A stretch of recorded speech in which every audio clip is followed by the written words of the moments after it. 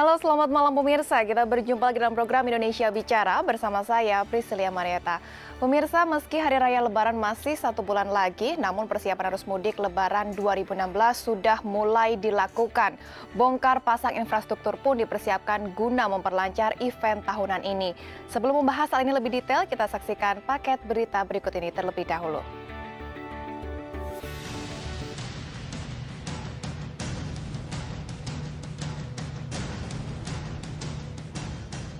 Ramadan tahun 2016 sudah memasuki hari kedua. Seperti biasa, geliat perekonomian 1 bulan jelang Lebaran akan mulai terlihat dan tumbuh pesat pada minggu kedua Ramadan nanti. Seiring dengan laju perekonomian dan pertumbuhan pesat moda transportasi arus mudik, pemerintah pun juga akan ambil bagian demi memperlancar event tahunan tersebut. Tak pelak, pembenahan semua lini moda transportasi akan digencarkan, mulai dari kereta api, kapal laut, pesawat terbang, dan yang paling utama adalah jalur darat. Namun untuk moda transportasi darat akan menjadi PR tersendiri, mengingat puluhan ribu kilometer jalur darat yang harus dipertahankan dalam kondisi layak pakai. Biasanya pemerintah juga akan melakukan perbaikan tahunan dalam rangka pemeliharaan. Namun terkadang, rutinitas tahunan tersebut seakan menjadi proyek terpaksa dan kejar target. Sehingga belum usai tradisi mudik berakhir, jalanan yang baru saja diperbaiki sudah kembali rusak. Atau karena proses perbaikan yang terkesan mepet menjadi penyumbang kemacetan yang tak bisa dikatakan lumayan. Jawabannya akan Anda temukan malam ini dalam Indonesia Bicara.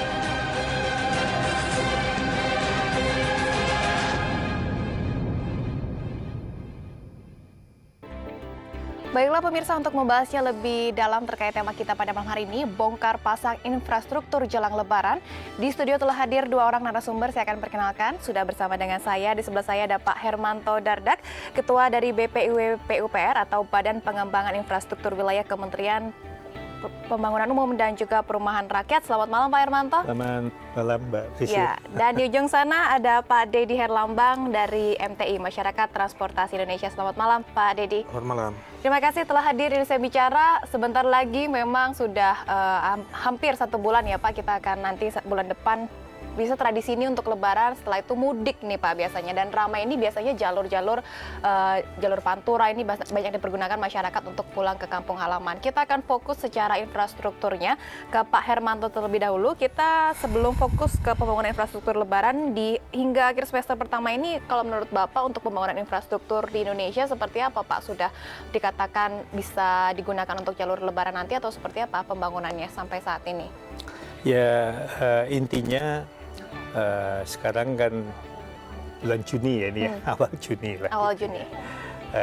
Kita tahun 2016 ini melakukan pembangunan bukan hanya jalan ya, tapi tentunya ya jembatannya, kemudian juga infrastruktur sumber daya air itu ada waduk, irigasi, juga untuk prasarana air bersih, air limbah. Penataan satu wilayah yang kumuh kita juga tangani dan membangun perumahan lah, terutama untuk masyarakat berpendapatan rendah. Nah, ini tentunya sudah berjalan di dalam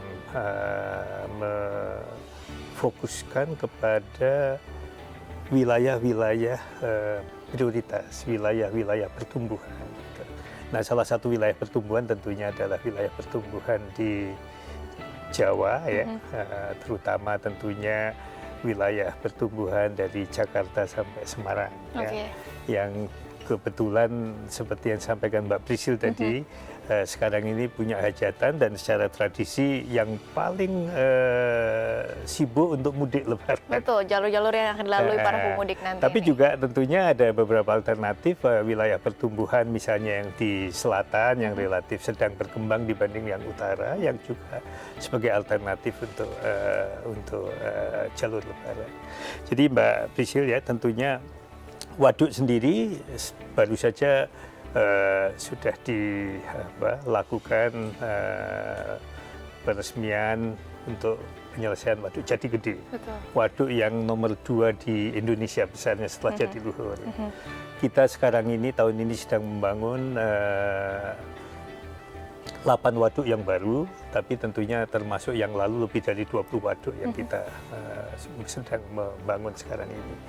Nah, tentunya yang sudah berfungsi itu bisa kita lakukan dukungan untuk manajemen ini supaya kawasan-kawasan yang dipakai untuk mudik tadi terutama itu juga tidak terjadi genangan air atau banjir ya. Oh, itu juga makan untuk support ya Pak. Ini untuk penting jalan. untuk mendukung lokasi-lokasi yang memang padat untuk mudik ya terutama, tapi sebenarnya jalur-jalur ekonomi. Nah, untuk jaringan jalannya sendiri sebetulnya kita lebih fokus untuk bagaimana mempercepat untuk konektivitas. Sebetulnya pemerintah sekarang ini sedang mempercepat proyek-proyek yang sifatnya prioritas, lebih dari 200 proyek strategis kita, antara lain juga jalan tol dan juga waduk-waduk tadi ya. Di samping juga tentunya juga ada perumahan juga. Nah, fokus pada saat ini terkait Lebaran tadi, tradisinya paling padat itu adalah jalur utara Jawa. Oke. Dan sekarang ini kalau dulu untuk jalur utara kita sebar menjadi 2, satu lewat Nagrek, satu lewat Simpang Jomin, dan dari dulu yang namanya Lebaran itu kalau macet ya Nagrek, Kalau nggak Simpang Jomin, 2 titik gitu. itu ya. Sekarang kita sudah melakukan satu penanganan rekayasa teknis dengan membangun jalan pintas yang di Nagrek.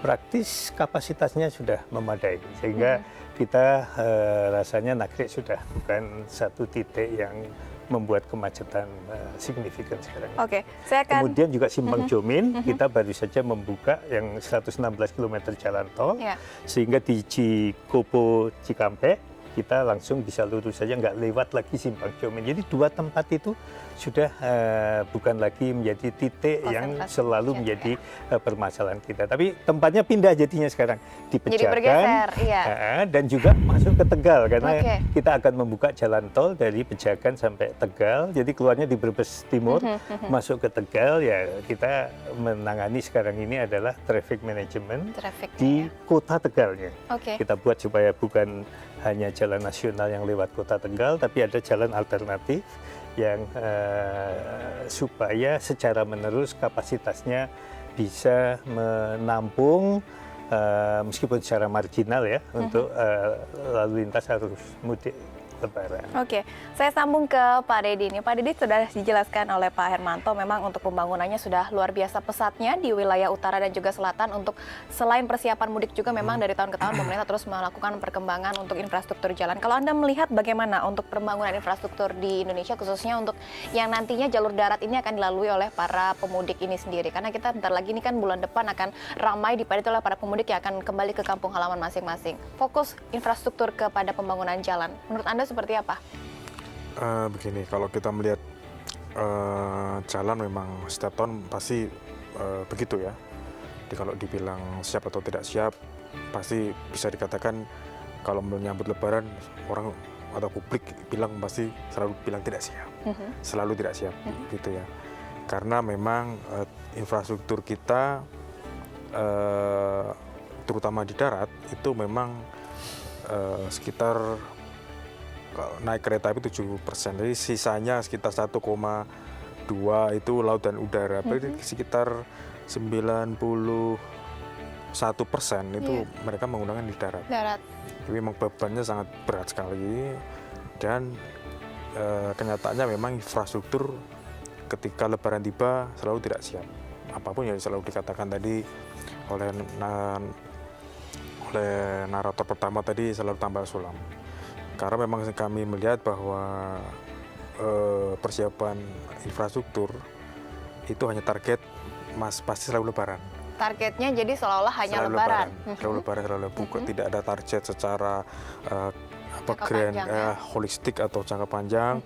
Itu ada sebenarnya, tapi cuma untuk ya begitu ya. Jadi sekitar dari biaya APBN kemudian dirubah APBNP, lalu target harus lebaran harus ini, apa yang harus ini. Mungkin ada macam-macam sekitar berapa persen, targetnya berubah lagi sekitar mundur lagi di segala macamnya. Jadi memang kita belum bisa menikmati infrastruktur secara keseluruhan, secara ideal, secara nyaman, guna untuk mendukung keselamatan secara keseluruhan.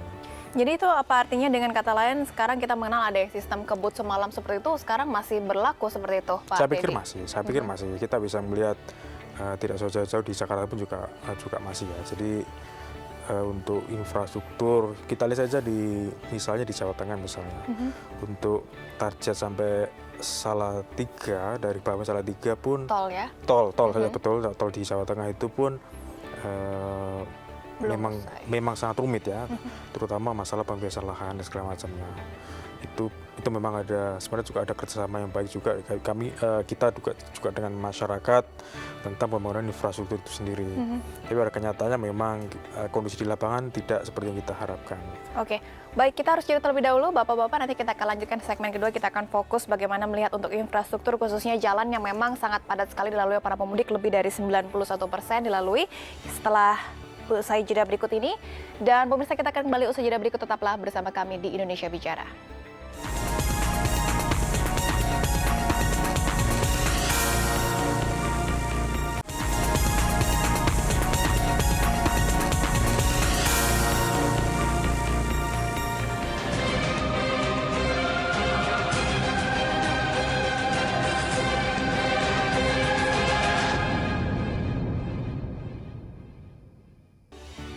Kembali lagi bersama kami di Indonesia Bicara. Pemirsa, kita akan lanjutkan perbincangan pada malam hari ini masih soal bongkar pasang infrastruktur jelang Lebaran. Saya akan ke Pak Hermanto.